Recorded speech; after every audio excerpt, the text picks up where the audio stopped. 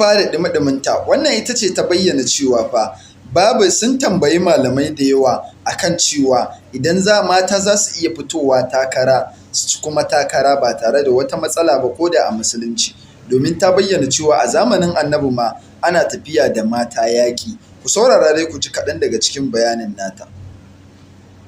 Malam Sani Rijiyar Lemu wanda ma ba ga jihar Katsina yake ba yana Kano, da duk manyan malaman da kake tunani mun tunkare su Malam Fantami sun tabbatar mamu da cewa wakilci halas ne mace ta neme shi, saboda ba shugabanci bane, ba executive power bace ba. Ko zamanin manzo sallallahu alaihi wasallam sun tabbatar mu majalisin shi akwai irin su Ummu Salma.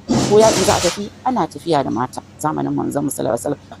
Gashi yau an samu ƴar takara da a ƙarƙashin gwamnatin shi.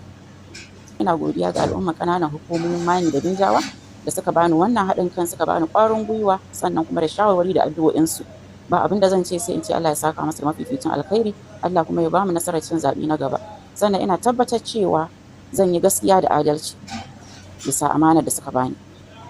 Kamar yadda kika magana cewa kamar ba a cika samun wakilcin mata ba, idan kika samu nasara a babban zaɓe mai zuwa, kika samu damar zuwa majalisar nan, watakila ba lalle bane a samu mata da yawa a wannan zauren majalisa. Ya zaki iya yin rayuwa cikin majalisar da watakila za a ce maza ne suka fi yawa a ciki? To mun san male dominance dama ko ina haka yake. Gwamnati bayanin nata wannan tana neman takara 'yan majalisa ce, sannan kuma ta ce sun yi magana da malamai irin su Fantami da dai sauransu.